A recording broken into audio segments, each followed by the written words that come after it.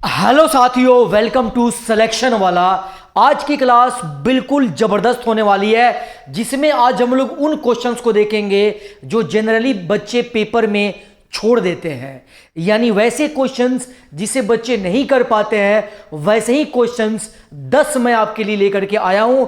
आप इनको देखेंगे, आप इनमें से कितने क्वेश्चन कर पाते हैं। सारे क्वेश्चन अपने आप में इंपॉर्टेंट क्वेश्चन है। आइए हम लोग क्लास की शुरुआत करते हैं। बिना किसी समय को बर्बाद किए फटाफट हम लोग पहले क्वेश्चन पे आते हैं और पहले क्वेश्चन का सॉल्यूशन आप सभी को बताना है। चलिए दोस्तों, बहुत ही इंपॉर्टेंट टॉप 10 क्वेश्चन मैं आपको कराऊंगा आज की क्लास में, जिससे कि आरआरबी एनटीपीसी में जो क्वेश्चन पूछे गए थे उन्हीं में से चुन के मैं लाया हूं, जो बच्चे नॉर्मली पेपर में नहीं कर पाते हैं। दिया गया कि यदि एक निश्चित राशि पर 8% की वार्षिक दर से 3 वर्ष के लिए प्राप्त साधारण ब्याज 4000 पर 10% की वार्षिक दर से 2 वर्षों के लिए प्राप्त चक्रवृद्धि ब्याज से आधा है, तो साधारण ब्याज पर निवेशित राशि क्या है आपको बताना है। प्यारे बच्चे, अब इस क्वेश्चन को करने का बहुत ही बेहतरीन तरीका मैं आपको बताऊंगा।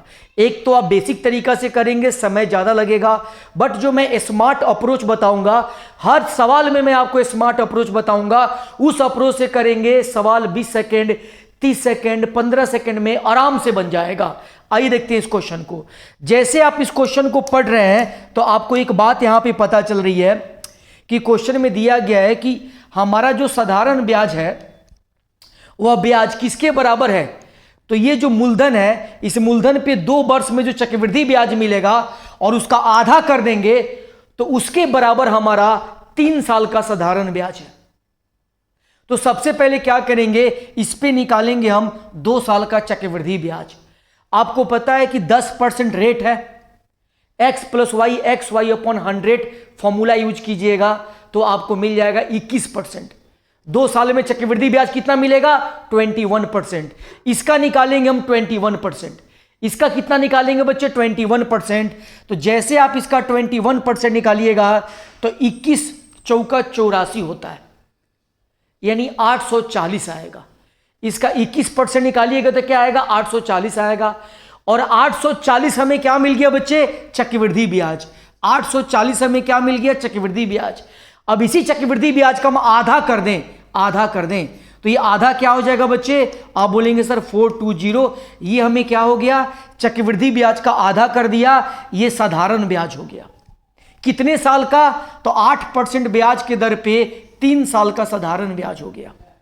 तो आप बोलेंगे सर ये 420 हमारा साधारण ब्याज है 3 साल का, 1 साल में 8%, तो 3 साल में 8 3 का 24%, यानी ये 24% की वैल्यू है। अगर हमें इसका मूलधन चाहिए, साधारण ब्याज का मूलधन चाहिए, तो हमें क्या चाहिए बच्चे, 100% की वैल्यू चाहिए। अब यहां से इसको सॉल्व कीजिए, जवाब आपको मिलेगा। आप बोलेंगे सर कैंसिल करेंगे 4 से, तो 4 से 6 बार में और 4 से 25 बार में। 6 से करेंगे 6 सत्ते 42 और ये 0, 25 सत्ते 175 होता है और ये 0, 1775 आपका मूलधन होगा। 100% की वैल्यू क्या होगा, 1775। यही आपके सवाल का जवाब होगा। ऐसे क्वेश्चन को करने का ये बेस्ट अप्रोच है, मतलब बहुत ही जबरदस्त का अप्रोच है। आप 10 से 15 सेकेंड में क्वेश्चन को बना जाएंगे, जबकि क्वेश्चन जो है मॉडरेट लेवल का क्वेश्चन है। जो बच्चे ठीक से पढ़ के गए होंगे वही ऐसे क्वेश्चन को बना पाएंगे।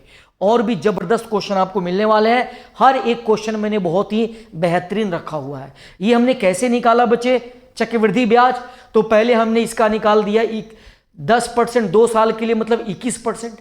इसका 21% निकालेंगे तो 840 मिलेगा।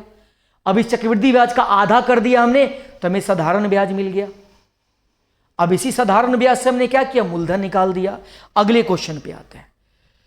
उस समबाहु त्रिभुज का तीसरा शीर्ष ज्ञात कीजिए जिसके 2 शीर्ष आपको दिए गए हैं। बहुत ही बेहतरीन क्वेश्चन है। जैसे कोई समबाहु त्रिभुज है, यह एक समबाहु त्रिभुज है, इसके 2 शीर्ष दिए गए हैं। मान लीजिए 2 शीर्ष ये हैं और आपसे तीसरा शीर्ष पूछा जा रहा है, ये क्या होगा। इसको हमने XY मान लिया, XY। तो देखिए यह एक समबाहु त्रिभुज है। बहुत ही गजब का क्वेश्चन है, बहुत ही जबरदस्त सवाल है। यहां पे हमें पता है कि सर ये समबाहु त्रिभुज है, ये भुजा ये भुजा और ये भुजा, तीनों भुजा की लंबाई आपस में बराबर होगी। तो इन दोनों के बीच की अगर भुजा हमें निकालनी हो, इन दोनों के बीच की भुजा की लंबाई निकालनी हो तो हम कैसे निकालते हैं? बोलिएगा फॉर्मूला होता है x1 माइनस x2। दो बिंदु के बीच की दूरी निकालना हो तो फॉर्मूला क्या होता है? x1 माइनस x2 का whole square plus y1 minus y2 का होल स्क्वायर, और उसका रूट अंडर करते हैं। तो वही फॉर्मूला हम यहां पे लगाएंगे, x1 माइनस x2 यानी x2 की जगह पे क्या होगा 2, इसका होल स्क्वायर प्लस, अब y1 माइनस y2, y की जगह पे क्या है y, और y2 की जगह पे क्या है बच्चे 4 है, इसका होल स्क्वायर। अब हमने ये दूरी का होल स्क्वायर निकाल दिया। रूट में करेंगे तो दूरी आ जाएगी, बट रूट में नहीं करेंगे तो दूरी का क्या आएगा? होल स्क्वायर आएगा, दूरी का स्क्वायर आएगा, दूरी का स्क्वायर मिलेगा। ये दूरी का स्क्वायर हमने निकाल दिया। उसके बाद हम इस दूरी को निकालते हैं, फिर वही फॉर्मूला लगाएंगे, यही फॉर्मूला। तो x1 माइनस x2 यानी x माइनस 2 का whole square plus y1 minus y2 y minus 6 का होल स्क्वायर, y माइनस 6 का होल स्क्वायर, y माइनस 6 का होल स्क्वायर। अब ये दोनों दूरी आपस में क्या होगा? बराबर होगा।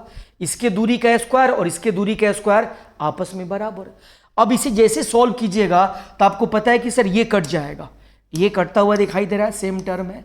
अब इसको सॉल्व कीजिए, मन में ही सॉल्व कर लीजिए। जैसे वाई स्क्वायर कटेगा, जब इसको a माइनस बी का होल स्क्वायर करेंगे तो वाई स्क्वायर से वाई स्क्वायर कट जाएगा। यहाँ पे बचेगा 4 दूनी 8y और यहाँ पे बचेगा 6 दूनी 12y। इधर आएगा तो क्या हो जाएगा 4y बराबर। इधर 16 बचेगा, 4 चौका 16, इधर 6 छाके 36।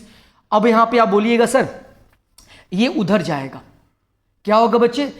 36 को जब हम 16 से माइनस करेंगे तो हमें क्या मिलेगा बच्चे? 20 मिलेगा। जैसे यहां पे हमें क्या मिल गया? 4 दूनी 8y और यहां पे क्या मिल गया? 6 दूनी 12y। तो 12y में से 8y को माइनस करेंगे 4y। यहां पे 16 और यहां पे 36 है, 36 में से 16 जाएगा 20 हो जाएगा। तो डायरेक्ट यहां से y का मान क्या निकल जाएगा बच्चे? 5 निकल जाएगा। y का मान आपने निकाल दिया, बट आपको x का मान निकालना है। अब x का मान कैसे निकालेंगे? अगर हम इस y का मान इसमें पुट कर दे, इस इक्वेशन में पुट कर दे, इस इक्वेशन में, तो हमें क्या मिल जाएगा बच्चे? यहाँ पे मिल जाएगा सर x माइनस वाई का होल स्क्वायर। इसका होल स्क्वायर करेंगे तो a स्क्वायर माइनस 2ab करेंगे तो 4x, आप प्लस में b स्क्वायर करेंगे तो 4, और यहाँ पे प्लस में y का मान यहाँ पे पुट करते हैं। 5 में से 4 गया 1, 1 का स्क्वायर कीजिएगा तो 1 ही आएगा बराबर। अब इस दूरी को क्या हम इस दूरी के स्क्वायर के बराबर लिख सकते हैं? ये दूरी का स्क्वायर है इसका, अब हम इसके दूरी के स्क्वायर के बराबर कर सकते हैं। और फिर वही फॉर्मूला लगाएंगे, x1 माइनस x2 0, 0 का स्क्वायर करेंगे तो 0 ही आएगा, प्लस y1 माइनस y2 यानी यहाँ पे 6 में से 4 जाएगा 2, 2 का स्क्वायर कीजिएगा 4 हो जाएगा। यानी फाइनली यहाँ पे क्या मिल गया? 4 मिल गया। ये क्या है बच्चे? इन दोनों के बीच के दूरी का स्क्वायर है, दूरी का स्क्वायर है, तो दूरी के स्क्वायर के बराबर कर दिया। अब यहां से 4 से 4 आपका कट जाएगा, इधर में क्या बचेगा बच्चे? इधर आएगा तो माइनस हो जाएगा। तो आप बोलेंगे सर कट के क्या होगा? 0 बच जाएगा। यानी हम लिख सकते हैं कि एक्स स्क्वायर माइनस में 4x, ये कट गया, और प्लस में 1 बराबर में 0। अब इसको आप द्विघात समीकरण में तोड़ नहीं पाएंगे तो आपको फॉर्मूला यूज करना पड़ेगा कि सर x का मान निकालना है तो minus B plus minus root under B square minus 4ac upon में 2a, यही फॉर्मूला यूज करेंगे।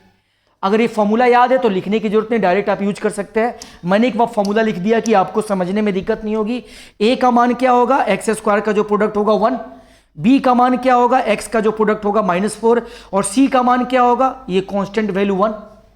तो अब यहाँ पे वैल्यू पुट कीजिए। आप बोलेंगे सर b की जगह पे -4 लिखेंगे तो माइनस ऑलरेडी है, प्लस का 4 हो जाएगा, प्लस माइनस।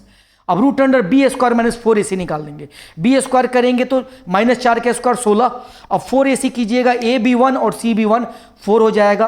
तो 16 में से 4 जाएगा 12 हो जाएगा, 16 में से 4 जाएगा 12, रूट के अंदर 12, इसका मतलब हो जाएगा 4 3 12, 2 रूट में 3 हो जाएगा। तो यहाँ पे क्या लिख सकते हैं? 2 रूट में 3। इसके जगह पे क्या लिख दिया? 2 रूट में 3 अपॉन में 2a, a का मान कितना? 1, तो ये 2 हो जाएगा। अब ये बराबर क्या होगा? 2 से डिवाइड करेंगे तो ये 2 प्लस माइनस रूट में 3 हो गया। ये आ गया x का मान। अब हमें बताना है कि y हमने पता कर लिया, y कितना निकाला बच्चे? y हमने 5 निकाला। अब x हमें कितना मिल गया? x बोलेंगे सर x का 2 मान है, निगेटिव वाला नहीं लेंगे क्योंकि निगेटिव में कोई जवाब दिया नहीं गया है, पॉजिटिव वाला लेंगे। तो यहाँ पे क्या ले लेंगे बच्चे, 2 अब प्लस में √3, 2 प्लस में √3, यानी आपके एक्स वाई का मान कितना हो गया, 2 प्लस √3 और (5), ऑप्शन सी। बहुत ही प्यारा सवाल है। मैंने आपको बोला कि ये ऐसा क्वेश्चन मैं आपको करा रहा हूं जो जनरली बच्चे छोड़ देते हैं पेपर में। अगर आप थोड़ा ट्राई करेंगे तो ऐसे सवालों को आप आराम से करके आएंगे। यहां पे पूरा मैंने फॉर्मूला आपको बताया। फॉर्मूला अगर आपको याद है तो ये सब चीज लिखने की जरूरत नहीं है। फॉर्मूला याद है तो डायरेक्ट आप वैल्यू को लिखिए। बहुत ही बेहतर सा सवाल था, मैंने आपको एक एक पॉइंट तोड़ करके बताया। अगले क्वेश्चन पे लेके चलता हूं। महेश और हरीश एक व्यवसाय में क्रमशः 20,000 और 30,000 का निवेश करते हैं। 3 महीने के बाद हरीश अपने निवेश में से 5,000 निकाल लेता है, तो उनके बीच प्राप्त लाभ किस अनुपात में बटेगा। देखिए, जो आप बिजनेस करते हैं तो लाभ किस अनुपात में बैठता है, तो जो आपका प्रॉफिट होता है वो जो आपने पैसा इन्वेस्ट किया और जितना समय आपने पैसे को लगाया, इन दोनों के प्रोडक्ट का जो रेशियो होगा उसी रेशियो में प्रॉफिट बटेगा। इन्वेस्टमेंट इनटू टाइम का जो रेशियो होगा उसी रेशियो में प्रॉफिट बटेगा। तो हमें क्वेश्चन में क्या करना है, इन्वेस्टमेंट इनटू टाइम, जो पैसा हमने इन्वेस्ट किया है और कितने समय के लिए किया है उसी का अनुपात निकालना होगा। आइए निकालते हैं। इस क्वेश्चन में टोटल समय के बारे में नहीं बताया गया है, तो टोटल समय हम क्या मानते हैं, 1 साल। हमने कितने समय के लिए बिजनेस किया, 1 साल के लिए। तो ये दोनों महेश और हरीश कितने साल के लिए बिजनेस किए हैं, 1 साल। 1 साल में 12 महीना होता है। तो कह रहा है कि ये जो महेश है 20,000 रुपया निवेश किया, तो महेश ने 20,000 रुपया निवेश किया कितने महीने के लिए, 12 महीने के लिए, 1 साल के लिए। ये महेश का निवेश है। इन्वेस्टमेंट और into time, investment into time. Mahesh के बाद हम लोग आते हैं हरीश पे, हरीश पे आते हैं। अब क्वेश्चन में कह रहा है कि हरीश के बारे में, हरीश ने 30,000 रुपया निवेश किया, 30,000 निवेश किया, बट 3 महीने के बाद हरीश अपना निवेश में से 5,000 निकाल लिया। मतलब ये जो 30,000 रुपया है ये कितने समय तक निवेश किया गया है, तो आप बोलेंगे सर 3 महीने तक।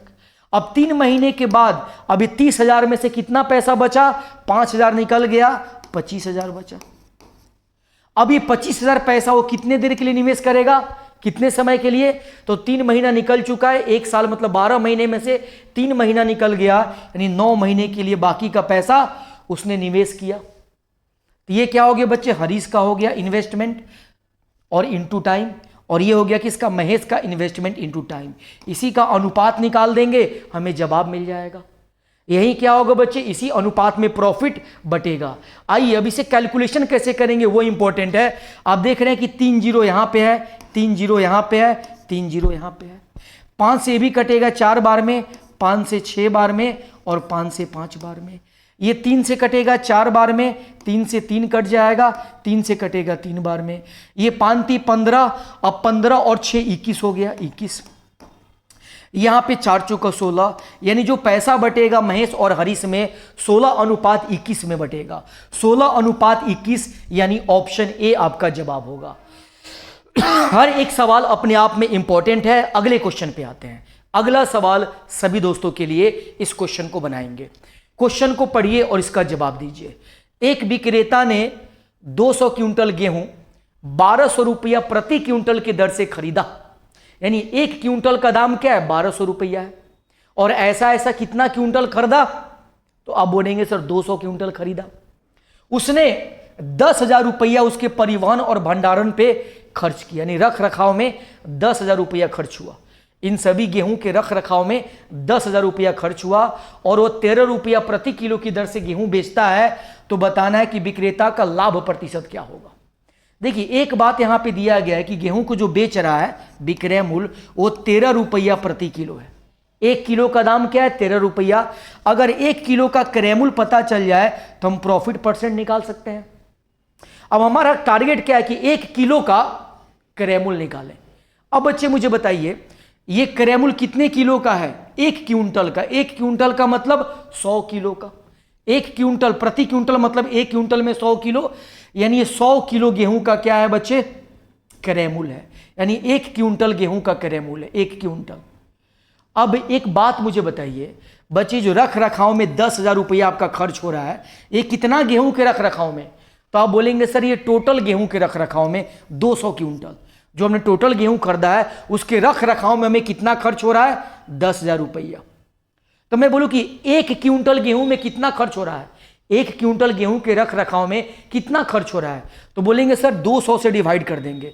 जैसे 200 से डिवाइड कीजिएगा, 2 जीरो से 2 जीरो कटेगा और 2 से 50 बार में, तो 200 से जब इसको 10,000 को डिवाइड कीजिएगा तो 50 रुपया आएगा। यानी 50 रुपया 1 क्विंटल गेहूं के रख रखाव में खर्च हो रहा है। 1 क्विंटल गेहूं के रख रखाव में 50 रुपये का खर्च हो रहा है। और 1 क्विंटल का करेमूल कितना है? 1200 रुपया। तो अब 1 क्विंटल का टोटल करेमूल क्या हो गया? 1200। अब प्लस 1 क्विंटल पे रख रखाव में खर्च, यानी 1250 को जोड़ेंगे तो 1250 रुपया 1 क्विंटल का करेमूल हो गया। लेकिन हमें 1 किलो का करेमूल चाहिए। 1 क्विंटल में 100 किलो होता है। अब 100 से डिवाइड करेंगे। जैसे 100 से डिवाइड कीजिएगा तो 12.5 रुपया 1 किलो का करेमूल आ जाएगा। अब 1 किलो का करेमूल आपको पता चल गया कि 12.5 रुपया है। अब आपने कितने के प्रॉफिट पे बेचा? तो आप बोलेंगे सर हमने प्रॉफिट पे बेचा 0.5 के प्रॉफिट पे। अब प्रॉफिट परसेंट आपको निकालना है, तो आप बोलेंगे सर 0.50 का प्रॉफिट है। अब यहाँ पे किस पे? करेमूल 12.50 पे, और इंटू में क्या करेंगे? 100 से गुणा कर देंगे। अब ये पॉइंट को हटाएंगे तो ये भी हट जाएगा। अब यहाँ पे बोलेंगे सर 0 से 0 कट जाएगा, और ये 5 से कीजिएगा तो 25 बार में, 25 से कीजिएगा 4 बार में, यानी 4% आपके सवाल का सही जवाब होगा। कितने का प्रॉफिट होगा दोस्त? 4% का। अगर आप क्वेश्चन को समझ के करेंगे बहुत ही जल्दी क्वेश्चन को कर जाएंगे। ऐसे सवाल नॉर्मली बच्चे जो बढ़िया से पढ़ के नहीं गए होते हैं वो नहीं कर पाते हैं, और बहुत ही बढ़िया अप्रोच आपको बताया जा रहा है। इन अप्रोचों से आप क्वेश्चन को बड़ा ही आसान कर सकते हैं, बहुत ही सिंपल कर सकते हैं। अगले क्वेश्चन पे मैं आपको लेके चलता हूं। 200 से कम सबसे बड़ी अभाज्य संख्या कौन सी है? और हमारे पास 4 ऑप्शन भी दिया गया है। तो इन चारों में सबसे बड़ी संख्या कौन दिखाई दे रही है? पहले आप बोलेंगे पहला ऑप्शन 199। अब हम पता करेंगे 199 अभाज्य संख्या है कि नहीं। अब अभाज्य संख्या का डेफिनेशन तो है कि कोई संख्या जो 1 और खुद के अलावा किसी से भी ना कटे, वह संख्या जो 1 और खुद के अलावा किसी से ना कटे उसे अभाज्य संख्या कहते हैं। बट हमें अब कितने नंबर से पता करेंगे इसमें समय लग जाता है। अब इसी को पहचानने का जो बेहतर तरीका होता है वो मैं आपको बताऊंगा। हमें पता तो है कि अभाज्य संख्या होता क्या है, दूसरा डेफिनेशन क्या होता है, जिसके केवल और केवल 2 फैक्टर हो उसे अभाज्य संख्या कहते हैं। बट अब हमें पता करना है कि यह संख्या क्या 1 और 199 के अलावा किसी से कट सकती है। अब ये पता करना है। अब ये पता करने का जो तरीका है वही इंपॉर्टेंट है, उसी से हम डिसाइड कर पाएंगे ये अभाज्य संख्या है कि नहीं है। तो आप बोलिएगा सर एक काम करते हैं, हम पता करते हैं कि ये संख्या कौन ऐसी संख्या है जिसके वर्ग के पहले आती है। तो आप बोलेंगे सर अगर 14 का वर्ग करेंगे 196 उससे ज़्यादा है, 15 का वर्ग करेंगे 225 से छोटी संख्या है। अब मुझे बताइए 15 का वर्ग आपने किया, 15 का वर्ग, 15 से पहले कितनी अभाज्य संख्याएं हैं? तो 15 के जस्ट पहले 13 आता है। क्या 13 से कटेगा? आप बोलेंगे बिल्कुल नहीं कटेगा। 13 एकम 13, 6 बचेगा, 69 नहीं कटेगा, 13 से नहीं कटेगा। 13 से पहले अभाज्य संख्या 11 से भी नहीं कट रहा है। 11 से पहले अभाज्य संख्या 7 से काटिए, 7 दूनी 14, 5 बच गया, नहीं कटेगा। अब बोलेंगे 7 से भी नहीं कटेगा। 7 के पहले क्या आता है? 5 से तो कटेगा ही नहीं। 5 के पहले क्या आता है? 3 से भी नहीं कटेगा। उसके पहले क्या आता है? 2 से भी नहीं कटेगा। हमने देखा कि 15 के पहले जितनी अभाज्य संख्या है बस इतने से ही चेक करना है आपको। ये माइंड में ही चेक कर लेना है, माइंड में ही आपको चेक कर लेना है, लिखने की जरूरत नहीं है। तो आपने देखा कि 199 को हमने चेक किया 14 से, 14, 11 इन सभी से चेक किया। इसके आगे चेक करने की जरूरत नहीं है, इनमें से किसी से नहीं कट रहा है। इट मीन्स कि यही अभाज्य संख्या है, यही प्राइम नंबर है और इन ऑप्शन में सबसे बड़ा है, इसीलिए यही जवाब होगा। ऑप्शन ए आपके सवाल का सही जवाब होगा। अगले क्वेश्चन पे आते, इस प्रश्न का जवाब दीजिए। अगला सवाल सभी दोस्तों के लिए। आप बोलेंगे एक एक ना बच्चे जवाब दीजिएगा। यहां पे देखिए, इस क्वेश्चन को देखिए, इसको दिया गया स्टेटमेंट दिया गया है और हमें बताना है कि इसका जवाब क्या होगा। मेरे भाई ध्यान से देखना यहाँ पे, बिल्कुल ध्यानपूर्वक। हमें इसी को अरेंज करके ये जवाब लाना है। हम दो तरीके से बना सकते हैं, इसको अरेंज करके इसको ला सकते हैं या इसको अरेंज करके इसका यूज कर सकते हैं। दो तरीका है, हम इधर से भी क्वेश्चन को बना सकते हैं या हम इधर से भी क्वेश्चन को बना सकते हैं। आइए हम लोग इधर से ही शुरुआत करते हैं। इसको हम क्या लिख सकते हैं, 2512 अपॉन में 00 लिख सकते हैं, कोई दिक्कत नहीं है। अब इनटू, अभी हो जाएगा 375, दशमलव को हटाएंगे नीचे में 0, और ये बराबर कितना हो जाएगा बच्चे, 942 हो जाएगा। अब बोलिएगा सर एक काम करते हैं, हमें पता है कि 2512 यहाँ पे है, ये मिल गया हमें, ठीक है। हमें ये वाला टर्म बनाना है, ये वाला टर्म इसको बनाना है। तो आइए बनाते हैं। ये 12, ये क्या दिया गया 2512, अब ये 2 और एक 3, 3 जीरो नीचे में हो जाएगा 3 जीरो। अब इनटू में इसको हमें बनाना है इतना, कितना बनाना है बच्चे, 1 2 3 4 5 अंक पे दशमलव। तो यहाँ पे बोलेंगे सर 375, 1 2 5 अंक पे दशमलव कर दिया। अब हमें पता है कि 375 था, ये 375 था। तो 375 के लिए हमें क्या करना पड़ेगा, यहाँ पे हमने 5 अंक पे दशमलव दिया है। तो हमारा काम क्या है बच्चे, 1 2 3 4 5 जीरो से हम यहाँ पे गुणा करेंगे, 1 पे 5 जीरो से गुणा करेंगे तभी तो। अब इसको हटाएंगे तो नीचे में क्या आएगा, 1 पे 5 जीरो, और इससे ये कट जाएगा, फिर से क्या मिल जाएगा 375। तो आप बोलिएगा सर हमें पता चल गया कि 375 अगर लाना है और इस तरह से लाना है कि हमें ये भी मिल जाए, तो हमें क्या करना पड़ेगा, जितने अंक पे हमने दशमलव दिया है उतने ही अंक पे जीरो देकर के गुणा करना पड़ेगा। तो हमने क्या किया बच्चे, जितने अंक पे 5 अंक पे दशमलव है तो 1 पे 5 जीरो दे के गुणा कर दिया। यानी दोनों को सॉल्व करेंगे फिर से 375 मिल जाएगा। बोलिएगा सर यहां तक हमने कर दिया, किसके बराबर होगा, 942 के बराबर। अब देख रहे हैं कि 1 2 3 जीरो, 3 जीरो से क्या कर सकते हैं, 3 जीरो काट सकते हैं, कट गया। अब हमें मिल गया 2512, इंटू में जो चाहिए वो मिल गया 375, बराबर में ये 2 अंक पे दशमलव, ये 2 अंक 100 से डिवाइड होगा तो 2 अंक पे दशमलव होगा, 9.42 होगा। यानी इसका जवाब क्या हो जाएगा, 9.42। ऑप्शन बी आपका जवाब होगा। मैंने इधर से ही क्वेश्चन को सॉल्व करके ये वाला वैल्यू आपको दिखा दिया। आप चाहे तो इधर से भी आके इसका यूज करके बना सकते हैं, ठीक है। ये बस समझ में आना चाहिए कि हम कैसे दशमलव को सेट करेंगे, कैसे हम अपने जो हमें चाहिए उसको निकाल पाएंगे, ये दिमाग में चलना चाहिए। जबकि आसान सवाल है, डिफिकल्ट नहीं कहेंगे, बट ऐसे सवालों में नॉर्मली बच्चों को दिक्कत होती है कि दशमलव को कैसे सेट करें, ऊपर गुना करें कि नीचे गुना करें, कई बच्चे कंफ्यूज हो जाते हैं। चलिए अगले क्वेश्चन पे मैं आपको लेके चलता हूं, इसका जवाब दीजिएगा। एक और प्यारा सवाल आपके स्क्रीन पे है, इसका जवाब दीजिए। एक और प्यारा सवाल आपके स्क्रीन पे है, देखिए यहां पे x बराबर a cosec theta plus b cot theta दिया गया है, y बराबर b cosec theta plus a cot theta दिया गया है। तो X square minus Y square का मान क्या होगा, X square minus Y square का मान क्या होगा। देखिएगा डिटेल में आप लिखेंगे तो समय लगेगा। हमें x का मान पता है, हमें y का मान पता है, हमें इसका स्क्वायर करना है और फिर इसका स्क्वायर करना है और बीच में माइनस करना है, यही काम करना है। तो जब ये a प्लस बी का होल स्क्वायर हो गया, अगर हम इसका स्क्वायर करेंगे तो a प्लस बी का होल स्क्वायर, जब हम x स्क्वायर करेंगे तो यहाँ पे जब हम y स्क्वायर करेंगे तो ये क्या हो जाएगा, a minus a plus B का होल स्क्वायर। ये बात समझ में आ रही है, a प्लस बी का क्या होगा, होल स्क्वायर होगा। तो अगर मैं बोलूँ कि बच्चे a प्लस बी का होल स्क्वायर कीजिए तो आएगा a square plus B square plus 2ab, A square plus B square plus 2ab। जो 2ab वाला टर्म दोनों में है, दोनों में सेम है और बीच में माइनस का साइन लगा है तो कट जाएगा, जीरो हो जाएगा। तो 2ab वाला जो टर्म उसको हम हटा देंगे, केवल क्या लेंगे, ए स्क्वायर, ये वाला टर्म लेंगे, ये ए स्क्वायर लेंगे और इसको ये ए स्क्वायर लेंगे। अब इन दोनों के स्क्वायर करेंगे तो दोनों में कॉस थीटा कॉमन है, यानी कोसेक स्क्वायर थीटा कॉमन हो जाएगा। बचेगा क्या, बचे ए स्क्वायर माइनस का बी स्क्वायर, क्योंकि हम X square minus Y square निकाल रहे हैं, इसके स्क्वायर में से इसके स्क्वायर को माइनस कर रहे हैं, फिर प्लस प्लस प्लस। अब यहाँ पे क्या बचेगा, तो आप बोलेंगे sir B square cot square theta, B square cot square theta और A square cot square theta. तो आप बोलिएगा सर अगर हम कॉट स्क्वायर थीटा को कॉमन लेते हैं तो हमें क्या बचेगा, हमारे पास बचेगा यहाँ पे बी स्क्वायर और यहाँ पे क्या होगा बच्चे, माइनस का ए स्क्वायर, इतना बचेगा। अब इसको ध्यान से देखिए, इसको लिख सकते हैं आप ए स्क्वायर माइनस बी स्क्वायर और ब्रैकेट में कोसेक स्क्वायर थीटा।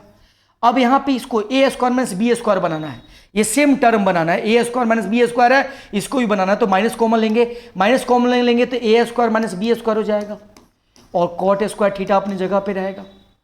बात समझ में आ रही है? अब बोलिएगा सर दोनों में ए स्क्वायर माइनस बी स्क्वायर है, तो यहाँ से ए स्क्वायर माइनस बी स्क्वायर को ब्रैकेट लिया, ये क्या आ गया बच्चे, कोसेक स्क्वायर थीटा और माइनस में कॉट स्क्वायर थीटा। अब आप सबने पढ़ा हुआ है कि सर इसका मान क्या होता है, 1 होता है, इसका मान 1, इसीलिए हम बोलेंगे sir X square minus Y square बराबर क्या आएगा, A square minus B square बराबर क्या आएगा बच्चे, A square minus B square. Option B आपका जवाब होगा। यह भी सवाल इंपॉर्टेंट है, यह भी सवाल क्या है बच्चे, इंपॉर्टेंट है। कई बच्चों को लगता है कि बहुत कैलकुलेशन है, समय ज़्यादा लगेगा, बिल्कुल कोई कैलकुलेशन नहीं है। आप माइंड कैलकुलेशन करेंगे, सेकेंडों में जवाब दिखाई देगा, सेकेंडों में जवाब दिखाई देगा। आप चाहें तो ये वाला लाइन स्किप भी कर सकते हैं, आपको पता है कि ये कॉमन लेंगे हम, बीच वाला 1 बन जाएगा, अरेंज करना है बस। तो आप चीज़ों को बहुत आसान कर सकते हैं अगर आपकी समझ बेहतर है। मेरे भाई अगर आप क्वेश्चन को समझ रहे हो तो क्वेश्चन बहुत आसान हो जाएगा। सारा गेम है कॉन्सेप्ट का, कितनी बेहतर आपकी समझ है उस क्वेश्चन पे। आइए दोस्त अगले क्वेश्चन पे आते हैं, इसका जवाब दीजिएगा। एक और ट्रिग्नोमेट्री का सवाल आपके सामने है, इसका जवाब दीजिए। अब देखते देखते में आप इसको बोलेंगे सर ये क्या होगा, 1 होगा। कैसे 1 होगा, अगर हम इसको ब्रेक करें, साइन 29 डिग्री को हम क्या लिख सकते हैं, साइन 29 डिग्री को हम लिख सकते हैं कि सर साइन 90 डिग्री अब माइनस 61 डिग्री लिख सकते हैं, कोई दिक्कत नहीं है। तो बोलिएगा सर साइन 90 माइनस थीटा क्या होता है, अब बोलिएगा सर कॉस थीटा होता है, कॉस 61 डिग्री। अब इसके जगह पे हम ऊपर में क्या लिख सकते हैं, कॉस 61, और नीचे में भी कॉस 61 है, कट के क्या आएगा, 1 आएगा। तो इसके जगह पे क्या लिख सकते हैं, 1। कैसे लिखा हमने, ये बात आपको दिमाग में दिखना चाहिए, ये लिखने की जरूरत नहीं, आपको पता है कि ऐसा मन में कर सकते हैं, तो इसे लिखने की कोई जरूरत नहीं है, ठीक है। अब ये हो जाएगा। अब आपको पता है कि सर ये क्या होगा, 1 के बराबर। कैसे 1 के बराबर, वैसे ही अगर हम इसको बदल दें, कॉस थीटा को बदल दें, तो 90 माइनस क्या होगा, 59, तो cos 90 minus theta sine theta, यानी साइन स्क्वायर 59 डिग्री हो जाएगा। तो साइन स्क्वायर 59 और कॉस स्क्वायर 59 1 हो जाएगा, साइन स्क्वायर 59 और कॉस स्क्वायर 59 1 हो जाएगा। तो इसको भी हम क्या कह सकते हैं कि 1 के बराबर है। 1 में 4 से गुना करेंगे 4 ही होगा, प्लस अब ये 1/√3 अपने जगह पे रहेगा। अब ध्यान से देखिए इसका मान क्या होगा, इसका मान होगा √3/2 इंटू, अब इन दोनों को देखिए, इन दोनों को गुणा करेंगे तो क्या आएगा, 1 आएगा। कैसे बदल दीजिए, ये बदलेंगे तो क्या होगा, कॉट, ये लिखेंगे tan 90 माइनस 63 डिग्री, तो कॉट 63 होगा, कॉट 63 इंटू tan 63 1 होता है। तो इन दोनों को मल्टीप्लाई करेंगे तो क्या आएगा, 1 के बराबर। अब ये काम तमाम हो गया आपका, यहां से यहां कट गया। अब ये 1 माइनस, अब ये कितना हो गया बच्चे, अब बोलिएगा सर ये हो जाएगा 4 में से 1 गया तो माइनस का 3, अब प्लस में इधर क्या बचा, ऊपर में केवल 1 और नीचे में 2। अब एलसीएम लीजिएगा 2, 3 दूनी 6, माइनस के 6 में प्लस 1 करेंगे तो माइनस का 5 होगा। यानी आपके सवाल का जवाब माइनस का 5/2, यानी ऑप्शन डी आपके सवाल का सही जवाब होगा। ये सभी सवाल इंपॉर्टेंट हैं, जहां पे बच्चे सोचने में मजबूर हो जाते हैं, वैसे ही क्वेश्चंस को मैं आपको इस क्लास में करा रहा हूं। इंपॉर्टेंट और बेहद इंपॉर्टेंट, जो नॉर्मली बच्चे छोड़ देते हैं, उन्हीं क्वेश्चंस को मेरे भाई आज की क्लास में कराया जा रहा है। इन सभी क्वेश्चंस को घर पे जाके प्रैक्टिस कीजिएगा। बहुत ही बेहतर अप्रोच बताया जा रहा है, उन अप्रोच से जाके घर पे उसका 2-3 बार प्रैक्टिस करेंगे, ताकि जब सेट्स में वैसे क्वेश्चन मिले तो आपका डर खत्म हो। ऐसे ही मैं टॉप 10 करके कई सारे वीडियो डालूंगा, जहाँ पे आप अपने रेलवे की बेहतर समझ बना सकते हैं। यहाँ पे 2-3 सेट का, मतलब कम से कम 2 सेट का निचोड़ मैंने डाला है। जो 2 सेट में डिफिकल्ट क्वेश्चन आया है, उन्हीं डिफिकल्ट क्वेश्चन को मैं यहाँ पे करा रहा हूँ CBT 1 के। ऐसे ही करके मैं कई सारे वीडियो डाल दूंगा। अगर आपको ये सेशन अच्छा लग रहा होगा, लाइक और कमेंट जरूर कीजिएगा कि हाँ सर ऐसे वीडियो डालिए, जिससे कि हम लोग अपने कॉन्सेप्ट को बेहतर कर पा रहे हैं और अपनी तैयारी को और भी ज़्यादा बेहतर कर पा रहे हैं। तो ज़रूर आप लाइक कीजिएगा, सेशन को कॉमेंट में ज़रूर बताइएगा कि हाँ ये क्लास आपके लिए कितना फ़ायदेमंद है। आइए दोस्तों इस क्वेश्चन को देखते हैं। अगर इस क्वेश्चन को हम देखें तो सबसे पहले रूट से बाहर निकालने के लिए रूट के अंदर स्क्वायर होना चाहिए, तो हमें a माइनस बी का स्क्वायर बनाना पड़ेगा, a माइनस बी का। तो पहले बच्चे मुझे बताइए 2 माइनस ये √3 है। अब इसको स्क्वायर के टर्म में बताना, स्क्वायर के टर्म में सेट करना है। तो हम एक काम करें, इसमें गुणा कर देते हैं 2 से और भाग कर देते हैं 2 से। कोई दिक्कत है? कोई दिक्कत नहीं है। अब बोलिएगा सर ये हो जाएगा 4 और माइनस में 2√3 हो जाएगा। अब बटे में क्या हो जाएगा, 2 हो जाएगा। बोलिएगा सर इसको ध्यान से देखें तो ये क्या है, √3 - 1 का होल स्क्वायर है। ए स्क्वायर प्लस बी स्क्वायर कीजिएगा तो 3 1 4, अब -2ab कीजिएगा तो 2√3 आएगा। तो ये वाला ऊपर वाला टर्म को हम क्या लिख सकते हैं, तो √3 - 1 का होल स्क्वायर लिख सकते हैं। और नीचे वाले को हम क्या लिख सकते हैं, √2 का होल स्क्वायर लिख सकते हैं। अब बोलिएगा बिल्कुल लिख सकते हैं। मेरे भाई ध्यान से देखना, अब इन सबके ऊपर में क्या लगा हुआ है, रूट लगा हुआ है। इसके ऊपर में रूट, इसके ऊपर में भी रूट, इसके ऊपर में भी रूट। अब रूट से बाहर निकालोगे आप तो आपको मिलेगा √3 - 1 और ये क्या मिलेगा, √2 मिलेगा। बट ऐसा कोई ऑप्शन आंसर में नहीं दिया गया है, तो हम एक और काम करेंगे, क्या, रेशनलाइज करेंगे। नीचे वाले को रूट को हटाने की कोशिश करेंगे, तो ऐसा कर देंगे। अब ये √2 से गुना करेंगे, √6। अब माइनस में क्या होगा, √2 और √2 क्या होता है, 2 होता है। क्या ऐसा कोई ऑप्शन दिखाई दे रहा है, ऐसा कोई ऑप्शन? आप बोलेंगे बिल्कुल दिखाई दे रहा है, ऑप्शन बी। देखिए कितना सिंपल सवाल है, आसान सा सवाल है, लेकिन करेंगे तब, करेंगे तो बहुत आसान लगेगा, बहुत सिंपल लगेगा। अगर आपकी समझ बहुत अच्छी है तो ये जो मैंने करके आपको बताया, ये काम आप मन में कर सकते हैं। इतनी चीज़ों को लिखने की जरूरत नहीं है। यहाँ के बाद डायरेक्ट आप ये लिख सकते हैं। अगर आपकी, क्योंकि आपको पता है कि 2 से ऊपर गुना करेंगे 2 से नीचे, तो ऊपर में क्या बन जाएगा, इसका स्क्वायर, और नीचे में ये बन जाएगा। तो आपकी समझ बहुत अच्छी है तो इसके बाद आप डायरेक्ट ये लाइन लिखेंगे। इन दोनों की कोई रिक्वायरमेंट नहीं है, बट मैं ज़्यादा डायरेक्ट करूँ तो कई बच्चों को समझ नहीं आएगा। बट आप प्रैक्टिस कीजिएगा तो इन दोनों स्टेप को मिनिमाइज कीजिएगा, इसको हटाइएगा। इसकी कोई रिक्वायरमेंट नहीं है, क्योंकि इसके बाद ये लिखना बिल्कुल आसान है, कोई दिक्कत वाली बात नहीं है। अगले क्वेश्चन पे आते हैं दोस्त, इसका जवाब देना आप। एक और सवाल ट्रिग्नोमेट्री का है, इसका जवाब दीजिए। तो आप लोग जरूर ऑफलाइन कमेंट करके बताइएगा वीडियो में कि हाँ ये क्लास कैसा लगा, आपकी तैयारी को किस तरह से बूस्ट करेगा, ये मुझे जरूर बताइएगा। इस तरह के मैं कई सारे वीडियो डाल दूंगा, निचोड़ टाइप का, 2-3 सेट का निचोड़, जो बच्चे नहीं कर पाते हैं वैसे ही क्वेश्चन को मैं एक जगह करके करा दूंगा, ताकि आपकी रिवीजन फास्ट हो पाएगी। आपने ये 10 क्वेश्चन लगाया मतलब 2 सेट का रिवीजन, 2 सेट का बढ़िया रिवीजन आपका हो गया। जिस क्वेश्चन में नॉर्मली बच्चों को प्रॉब्लम होती है वो एक जगह आपको मिल गए। ये सभी रेलवे CBT 1 में पूछे गए क्वेश्चन हैं। जल्दी बताइए जवाब क्या होगा। आप बोलेंगे सर अगर हम इस क्वेश्चन को करें तो एक काम कर सकते हैं, cos A को बाहर निकाल सकते हैं, निकाल सकते हैं। अब इसका एलसीएम लीजिएगा, 1/1 में हो गया, बाहर निकालने पे एलसीएम लीजिएगा तो A - B, A + B, A - B into A + B नीचे में आएगा, A - B into A + B नीचे में आएगा। तो ये क्या हो जाएगा, A² - B, A² - B² होगा। तो A² - B² कीजिएगा तो 1 - sin² थीटा होगा। तो नीचे में क्या होगा, 1 का स्क्वायर 1 और sin² थीटा। अब इसको हम क्या लिख सकते हैं दोस्त, आप बोलिएगा इसको cos² थीटा लिख सकते हैं, यानी cos² थीटा के जगह पे A है, हो गया। अभी ये ऊपर में क्या आएगा, 1 + sin A आएगा, और ये ऊपर में क्या आएगा, तो 1 - sin A आएगा। ये चीज़ आपको लिखना नहीं है, आपको पता है ये कट जाएगा, बचेगा क्या, 2A, बचेगा क्या, 2A। तो आपको दिखाई दे रहा है कि सर जब हम यहाँ पे करेंगे ये ऊपर में जाएगा, ये ऊपर में, ये और ये कटेगा, बच कितना जाएगा, 2 लिख दिया हमें। मिनिमाइज कीजिए, जितना छोटा हो सके उतना कीजिए। अब 2 से कैंसिल कीजिएगा, 2 बार में कटेगा। अभी देखिए cos A है, ये cos यहाँ पे 2 ठो cos A है, एक को कैंसिल कर देगा, cos A का स्क्वायर है। अब बोलिएगा सर ऊपर में क्या बचा, ऊपर में 1 और नीचे में क्या बचा, cos A, और इधर में क्या बचा, 2। अब क्रॉस मल्टीप्लाई कीजिएगा तो cos A बराबर क्या आएगा, 1/2। अब ये A बराबर क्या आ जाएगा, 60 डिग्री आ जाएगा। क्यों आएगा, क्योंकि ये 1/2 क्या होता है, cos 60 डिग्री का मान होता है। तो कंपैरिजन कीजिएगा, A का मान 60 डिग्री आएगा, ऑप्शन डी आपका जवाब होगा। तो प्यारे बच्चे, आज की क्लास में मैंने आपको 10 क्वेश्चन कराया। आज की क्लास में आपको 10 क्वेश्चन कराया गया। इन क्वेश्चन से आपकी इंप्रूवमेंट, आपके कॉन्सेप्ट्स और आपकी तैयारी में क्या आपको फायदा हो सकता है, जरूर बताइएगा मेरे भाई ऑफलाइन कमेंट करके, ताकि मैं ऐसा और भी वीडियो आपके लिए बना सकूं। अगर ये वाकई में आपकी तैयारी को 4 गुना 5 गुना बेहतर कर सकता है तो मैं इस पे कई वीडियो आपके लिए बनाऊंगा। चलिए दोस्तों, आज के सेशन को यहीं पे कंप्लीट करते हैं, फिर मिलते हैं नेक्स्ट वीडियो में। लाइक करेंगे, चैनल को सब्सक्राइब करेंगे और कमेंट जरूर करेंगे। जय हिंद।